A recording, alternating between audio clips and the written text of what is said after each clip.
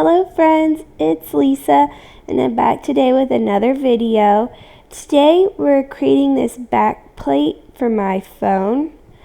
So you might be able to hear my voice, but I have a bit of a cold, so I apologize for that. But I wanted to get this video up. Today was supposed to be a Bible journaling video, but the Bible journaling page I'm working on isn't quite done, so I decided instead to create this kind of back plate for my iPhone. So I just got a new iPhone and the case I got is clear. So when you turned it over, it just looked like a regular old iPhone. And I was like, I can put something on the back of that. And then I was like, I'll put the Bible verse that I'm trying to memorize. So right here, I am creating the template for the back plate on Cricut Design Space. If you have any kind of electronic die cutting machine, then you can create this on their software or in the same way, or you can create it just by cutting the paper down with scissors or a paper cutter and a corner rounder. So I really wanted rounded corners just because the iPhone really has those rounded corners and I kind of wanted to keep that theme going. So I found this shape, which is a square with rounded corners on it, in the library of shapes. And I wanted to keep the dimensions of those rounded corners. So I created the square. I just sized up the square to the width across of my iPhone. And then I'm going to cut out and then I cut that shape in half.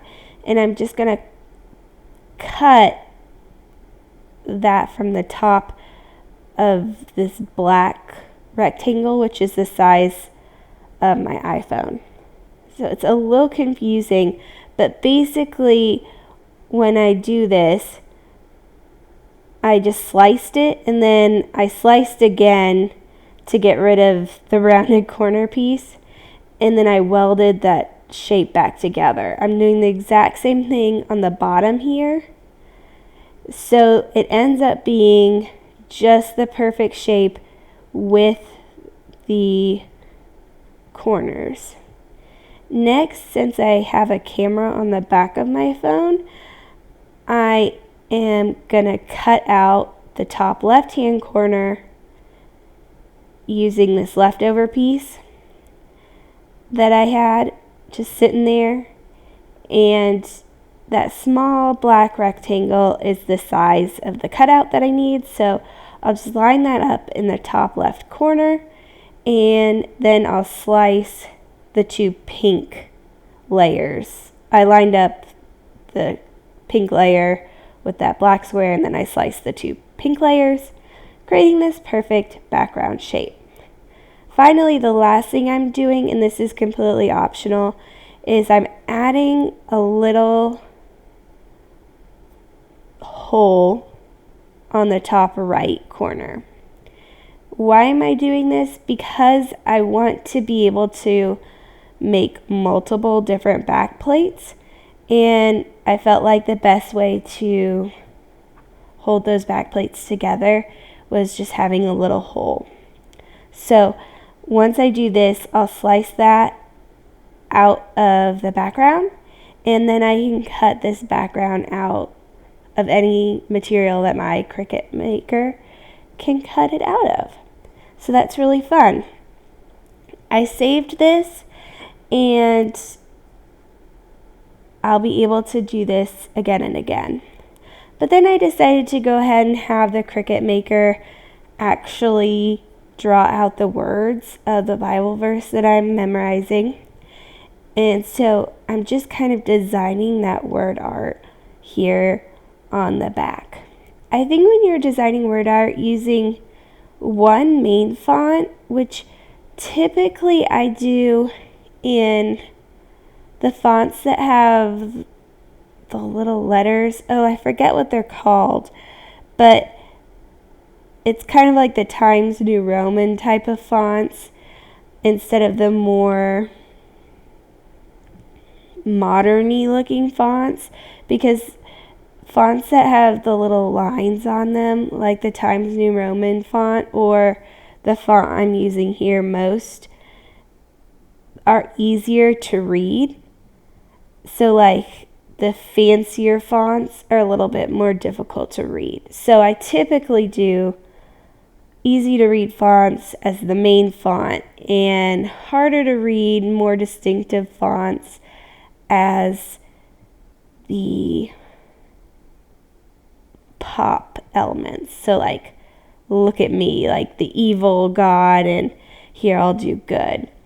Now, I was thinking about having evil in one font and then God and good in another same font, so that it kind of was a balance.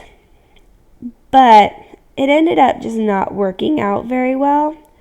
So instead, I changed it where evil and good were the same font and then God was a different font.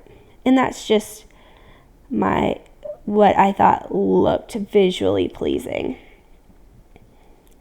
Now, this Bible verse has been on my mind a lot lately, especially as I deal with all my house issues, which just seem never ending, is I want to make sure that I'm remembering that even though it's really hard to deal with all this stuff and it's really painful, that like somehow, some way, God's going to make it good, right? It's going to help somebody. Maybe it's me, maybe it's not. But some way this really sucky situation is going to work out. So that's kind of why I'm trying to memorize this verse right now, because it's just really been on my heart lately.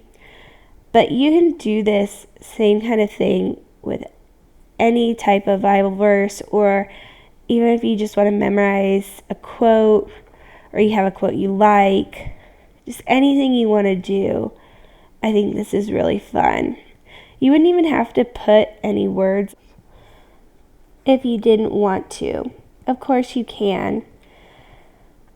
They used to have these things called skins that you could put on your electronic devices, and it was basically like printed vinyl that was cut to the shape of your, really whatever you're wanting to put it on.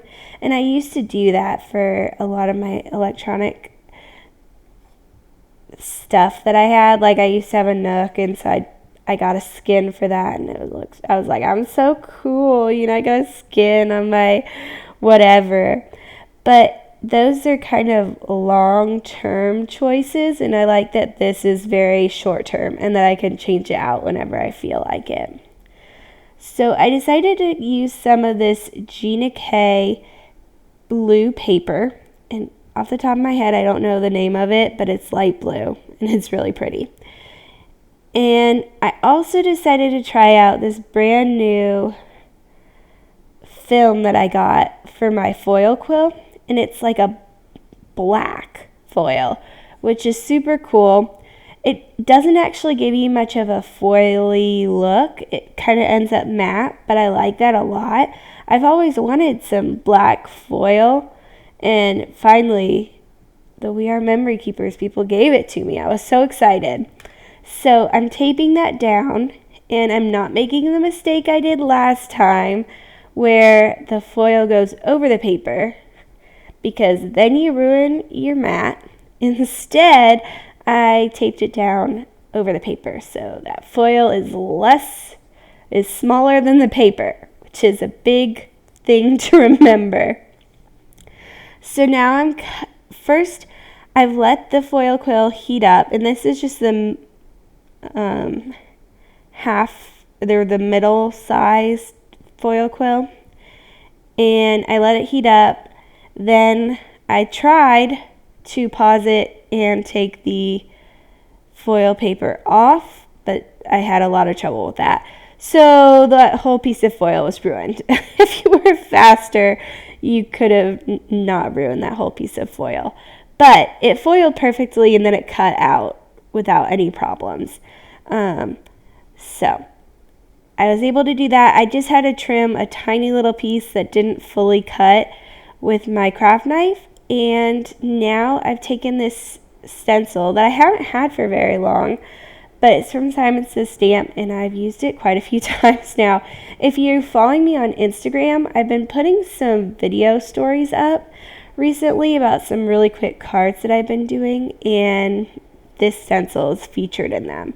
So if you want to see more from me, definitely follow me on Instagram because you can see a lot of like really quick videos over there. So I'm with the coordinating ink pad of that blue paper that I used. I just colored in the stencil all in that one color. Now I'm going back with some silver ink. So this is a pigment ink, and just kind of highlighting that on top. I feel like if I did this, when I do this again, I wouldn't actually put that on the top. I like it going around the edges, but going through the stencil on top of that blue didn't look very good. I don't know. It kind of gave it a green tone, which was weird and unexpected. So just know that Gina K blue ink and that specific silver give you kind of a green tone for some unknown reason. So you might want to just try like combinations not on your final project for the first time, but I didn't do that. Finally, I decided to color in these bigger pop-out, stand-out words with some gold gel ink because I thought that would make them pop a little bit more and that would be fun. And then I decided that I also wanted the other words to be filled in, but this time just with black. So I'm doing that, and it does take a few minutes, but it makes it a lot nicer looking. So I would suggest just taking the time to actually do that. And that actually finishes up the creation of this backplate. It was really simple. I plan to do this about once every 1 to 2 weeks, but I'll probably just show it on my Instagram in a faster story, since I can just say, hey, go watch that if you want to see this video, if you want to see how to make the backplate template. So here I'm putting it in my phone, and I only show part of it because I've fiddled with it till I got it just perfectly in the center, but it looked fine even just slipping it in like this. I just kind of OCD sometimes. So that is it. I hope you enjoyed it. Let me know if you decorate your phones in any sort of way, because it might just be me, but I feel kind of sad when my phone is just so plain and boring, especially since it's the thing you carry around and play with all the time. Anyway, I hope you guys enjoyed this video. If you did, definitely give me a thumbs up. If you haven't subscribed, then feel free to do that. And I hope you guys have an absolutely wonderful day. Bye.